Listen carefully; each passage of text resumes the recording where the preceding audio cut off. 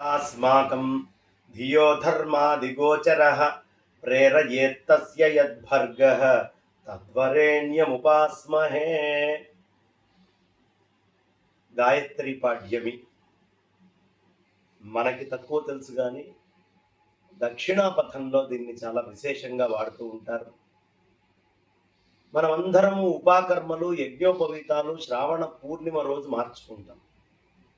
ఆ మరుసటి రోజు వచ్చేటటువంటి పాడ్యమినే గాయత్రి పాడ్యమి అంటారు. ఆ వెనక రోజు చేసినటువంటి జపము మరుసటి రోజు ద్వితీయ విఘ్నం లేకుండా సహస్ర గాయత్రి చేయటం చాలా విశేషమైనటువంటిది. కృష్ణ పరమాత్మ భగవద్గీతలో మహత్తరమైన విషయం చెప్తారు. యజ్ఞానాం జపయజ్ఞోస్మి. అన్ని యజ్ఞాలలోకి గొప్పదైనటువంటి యజ్ఞం ఏది అంటే జపయజ్ఞము అన్నారు పెద్దలు. కాబట్టి ఆ అద్భుతమైనటువంటి జపయజ్ఞము సామూహికంగా చేసుకునేటటువంటి భాగ్యము అన మహావాది వినోద్ గారు తత్వం చారిటబుల్ ట్రస్ట్ ఆధ్వర్యంలో చాలా విశేషంగా సువర్ణ భారతి గోశాల బైరామల్గూడ ఎల్బీ నగర్ దగ్గర ఏర్పాటు చేయడం జరిగింది. అనంత శ్రీ విభూషితులు జగద్గురువుల యొక్క సంపూర్ణ ఆశీస్సులు దీని యందు మనకి లభించినాయి. కాబట్టి ఆ దివ్యమైనటువంటి ఆశీస్సులతో ఈ కార్యక్రమాన్ని దిగ్విజయం చేసుకుందాం. ఇంకా విశేషం ఏమిటి అంటే జపం ఎందుకు చేయాలండి? మన లోపల అనేకమైనటువంటి శక్తులు ఉన్నాయి, అవన్నీ నిద్రాణమయ్యి ఉంటాయి. ఒక గడ్డపార తీసుకొని వచ్చి భూమిలో తవ్వితే ఆ భూమిలో ఉన్న నీళ్లు పైకి లేచినట్టుగా, ఒక కవ్వం తీసుకొని వచ్చి క్షీరంలో చిలికితే వెన్న పైకి లేచినట్టుగా, జపము అనేటటువంటిది అందులో కూడా గాయత్రీ మంత్ర జపము అనేది మనం ఆచరించినంత మాత్రానే మన శరీరంలో నిద్రాణమై ఉన్నటువంటి శక్తులన్నీ కూడా ఒక్కసారి ఆ పెరుగులోంచి వెన్న లేచినట్టు, అలాగే భూమిలోంచి చక్కగా జలపు బుగ్గ ధార పైకి వచ్చినట్టుగా మన లోపల ఉండే శక్తులన్నీ కూడా ఒక్కసారి బయటికి వస్తాయి. కానీ అనేక రకాలైనటువంటి తపస్సులు ఉన్నాయి. దానం చెయ్యొచ్చు, యజ్ఞ యాగాదులు చెయ్యొచ్చు, లేదు వ్రతాలు చెయ్యొచ్చు. కానీ అవన్నీ ఖర్చుతో కూడుకున్నటువంటివి. ఎక్కడో అక్కడ ఇంకొకళ్ళని కలుపుకొని ద్రవ్యం తెచ్చుకుంటే తప్ప మనం అడుగులు ముందరికి వేయలేము. మరి అన్నిటికంటే శ్రేష్టమైన యజ్ఞం జపయజ్ఞమై, ఆ జపయజ్ఞానికి ఖర్చేమైనా ఉందా అండి? ఏమీ లేదండి. హాయిగా కూర్చొని ఆ పరమాత్మని హృదయంలో పెట్టుకొని ఆ పరాత్పరి ఆ తల్లి ఆ మహా సర్వవిద్యాస్వరూపిణి వేదమాత ఆవిడ్ని మనస్సులో ధ్యానం చేసుకొని ఈ మంత్రంతో చిలిగితే సమస్తమైన వేద సారపు శక్తులన్నీ కూడా శరీరంలో నుంచి లేచి బయటికి వస్తాయి.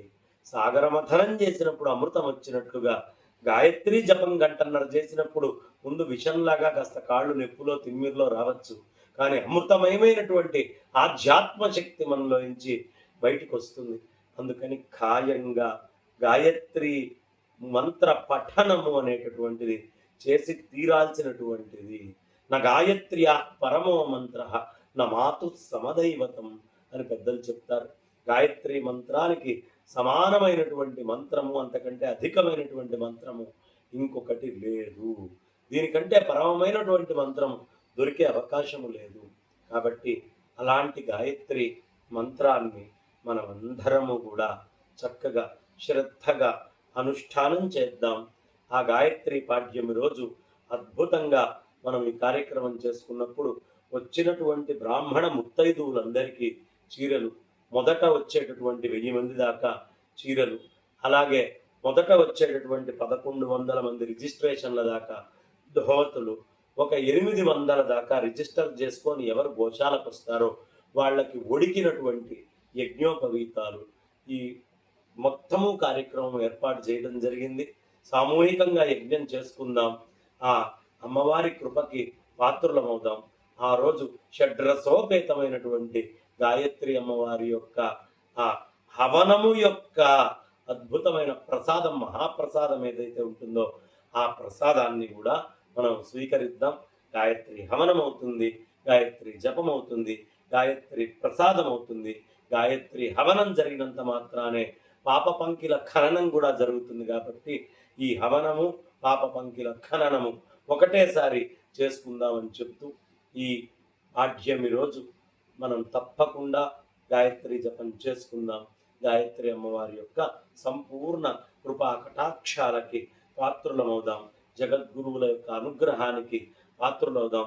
అనంత శ్రీ విభూషితులు శ్రీ శ్రీ శ్రీ భారతీ తీర్థ మహాస్వామి చరణులకి, శ్రీ శ్రీ శ్రీ విధుశేఖర భారతి మహాస్వామి చరణులకి, అందరూ స్వాముల వార్లకి సాష్టాంగ ప్రణామం చేస్తూ, గాయత్రీదేవికి సాష్టాంగ ప్రణామం చేస్తూ, ఈ అవకాశాన్ని కలిగించినటువంటి, ఇలా చేసుకునే భాగ్యం కలిగించినటువంటి మా మహావాది వినోద్ గారికి, ఈ కార్యక్రమాన్ని సంపూర్ణంగా సహకరిస్తూ నేనున్నాను, మీరు చేయండి, ఏదైనా పర్వాలేదు అని చెప్పినటువంటి శంకర్ నారాయణ ప్లాంజరీ గారికి కూడా అనేక నమస్కారాలు తెలియపరుచుకుంటూ, దీనికి సహకరిస్తున్న సభ్యులకి, గాయత్రి స్వరూపులైనటువంటి బ్రాహ్మణోత్తములందరికీ కూడా నమస్కరిస్తూ, అందరూ రావాలని అభ్యర్థిస్తూ సాష్టాంగ ప్రణామాలతో నా వాణికి విరామాన్ని ఇస్తున్నాను. స్వస్తి.